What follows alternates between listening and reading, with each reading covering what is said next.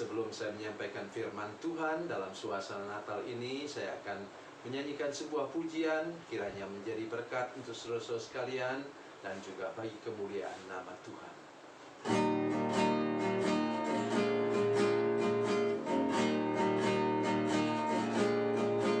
Di sawah dan di ladang ku bekerja, di sana Yesus ada bersamaku.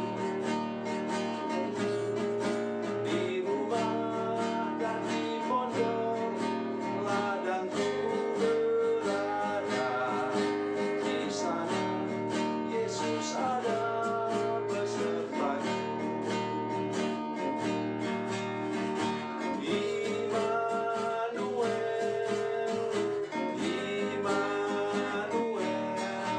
Yesus ada bersamaku. Di siang hari atau di gelap malam, di sana Yesus ada besertaku. Di bukit dan di lembah ku bekerja, di sana Yesus ada bersamaku. Di sungai dan di danau sana ku berada, di sana Yesus ada besertaku.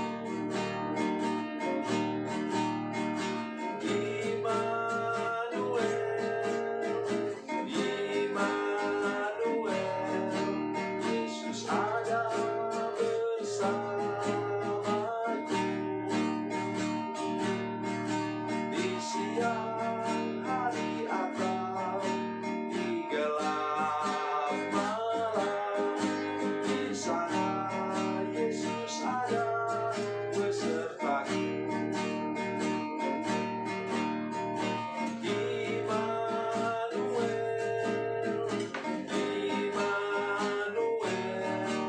Yesus ada bersamaku. Di siang hari atau di gelap malam, di sana Yesus ada besertaku.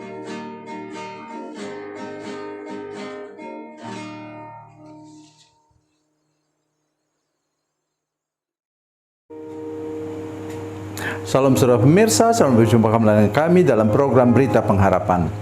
Saudara pemirsa, seringkali kita berpikir, aduh, sepertinya maut sudah dekat dengan kita. Sudah percayalah, yang pegang nyawa kita itu ialah Tuhan Yesus. Jadi jangan pernah takut kepada bahaya, ancaman, dan sebagainya. Itulah yang kita dengar sebentar, dan sebelumnya mari kita berdoa.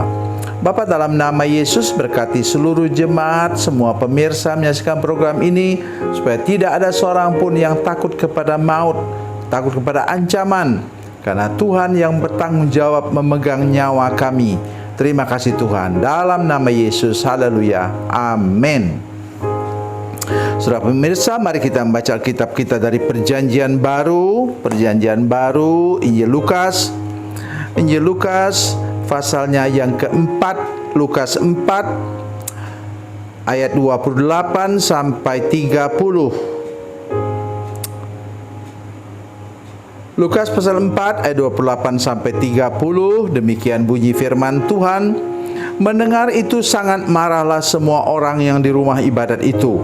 Mereka bangun lalu menghalau Yesus keluar kota dan membawa dia ke tebing gunung, tempat kota itu terletak, untuk melemparkan dia dari tebing itu. Tetapi ia berjalan lewat dari tengah-tengah mereka lalu pergi. Amin. Itu yang saya maksudkan dari saudara sekalian. Ini jelas Yesus menyampaikan kebenaran firman Tuhan. Itu yang sangat terkenal ucapannya, sudah dia baca kitab Nabi Yesaya. Kemudian dia katakan apa? Ayat 21, lalu ia mulai mengajar mereka, katanya, pada hari ini genaplah nats ini sewaktu kamu mendengarnya. Coba saya bayangkan. Ia mengatakan bahwa hari ini firman Tuhan digenapi. Orang malah marah. Ya, karena mereka pikir, anak muda ini kok mengaku-ngaku diri sebagai juru selamat, sebagai Tuhan. Mereka tidak tahu bahwa dia memang benar Tuhan. Itulah yang harus kita pikirkan sekarang, renungkan sekarang. Kalau kita mendengar sesuatu diucapkan oleh orang, oleh hamba Tuhan, mari kita katakan amin saja. Loh, bagaimana kalau dia sesat? Itu urusan dia dengan Tuhan. Kita tidak perlu ikut tersesat dengan dia. Saya paling suka dengan ayat firman Tuhan mengatakan begini, kalau tentang nabi-nabi palsu dalam Matius pasal 7 dikatakan di sana, dari buahnya lah kamu mengenal mereka. Tolong pemirsa lihat ke muka saya ke sini. Kapan pohon itu berbuah? Kalau di kampung kami di hutan sana, itu biasanya paling cepat dia berbuah umur 5 tahun sampai 7 tahun, misalnya duren. Itu pun baru belajar berbuah. Maksud saya, tolong jangan mudah menghakimi hamba Tuhan. Engkau bergaullah dengan dia. Lihatlah bagaimana cara dia memperlakukan anak istrinya, bagaimana cara dia bekerja, bagaimana cara dia melayani. Ikuti dia, saudara sekalian. Itu artinya kita melihat buahnya. Ingat, saudara tidak bisa menilai seorang hamba Tuhan hanya dari khotbahnya saja, tapi saudara harus bergaul dengan dia. Nah, ini masalah kita dengan hamba Tuhan yang merupakan hamba Tuhan karunia pelayanan KKR misalnya. Karena dia khotbah yang sama di kota A, kota B, kota C, kota D, kemana dia pergi. Berkeliling sepanjang tahun sebagai evangelis. Saya bukan mengatakan evangelis itu tidak baik, tidak. Tapi maksudnya ialah agak sulit sudah mengikuti seorang evangelis. Tetapi ingat saudara sekalian, saudara juga bisa mengikuti dia. Lihat cara dia memperlakukan misalnya timnya. Ya. Anggota tim dia sudah lihat bagaimana cara dia memperlakukan anggota timnya, sehingga engkau akan bisa mulai menanggapi, oh, dia jahat dengan anggota timnya. Kalau dia dapat berkat, dia tidak mau berbagi-bagi, sehingga anggota timnya makan di warteg, dia sendiri makan di restoran mewah. Oh, kalau sudah begitu, jaga-jaga dengan hamba Tuhan seperti ini. Ini baru soal makan di warteg dan di restoran terkenal. Nah, kembali kita ke sini tadi. Saudara perhatikan baik-baik, ketika mereka mau bunuh Yesus, mendengar itu sangat marahlah semua orang di rumah ibadat itu. Mereka bangun lalu menghalau Yesus keluar kota dan membawa dia ke tebing gunung tempat kota itu terletak untuk melemparkan dia dari tebing itu.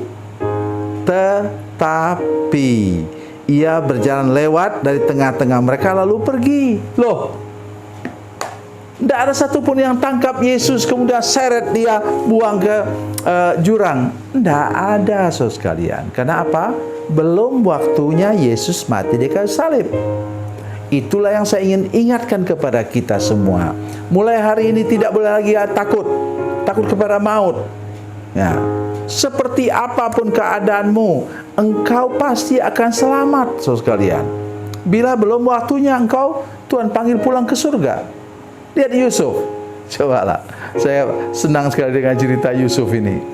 Ditangkap oleh saudara-saudaranya. Loh, susah mereka sudah biasa menyembelih hewan kan? Sembelih aja dia, mati habis. Tidak, saudara sekalian. Di atasnya ada Allah Bapa di surga yang pegang kendali dan berkuasa membalikkan keadaan. Itu yang selalu saya katakan kepada saudara-saudara sekalian. Maka dia dibuang ke dalam lubang sumur. Sumur yang tidak berair, saudara sekalian. Biasanya di sana ada kalajengking, ada lipan atau kaki seribu, dan ada ular berbisa di sana. Tapi ternyata Yusuf dibuang ke sana, tidak ada satupun barang berbisa di sana. aman-aman saja dia. Tujuan Tuhan supaya dia bisa melihat ke atas. Jalan keluar terbaik untuk saudara-saudara sekalian adalah jalan ke atas. Kemudian dia dijual sebagai budak, difitnah Potifar, tetap juga dia makin naik. Itulah saudara sekalian, kalau sudah percaya bahwa Tuhan Yesuslah yang pegang nyawa saudara sekalian. Masih ingat sewaktu Tuhan Yesus meninggal? Dia katakan, Tuhan cabutlah, atau Bapa cabutlah nyawaku. Ndaklah, ia menyerahkan nyawanya, karena nyawa itu dia punya. Itu sebabnya saudara sekalian, hari ini pesan firman Tuhan ialah jangan pernah hidup dengan ketakutan, dengan takut mati, jangan takut kemudian dipagut ular atau macam-macam lah, jangan takut disantet orang. Tuhan melindungi engkau, menjaga engkau, dan membuat engkau selamat sampai ke tempat tujuan. Tuhan Yesus memberkati, Tuhan Yesus baik. Mari kita berdoa.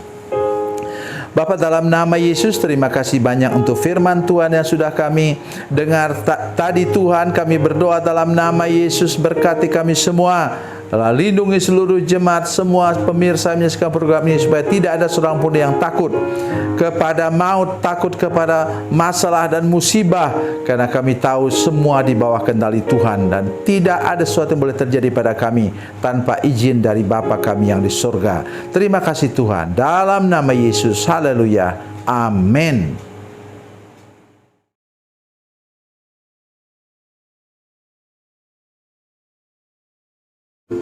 Salam saudara pemirsa, mengakhiri program ini saya mohon kepada saudara-saudara pemirsa sekalian untuk, bila saudara menyaksikan program ini melalui channel YouTube, maka tekan subscribe dan bunyikan lonceng.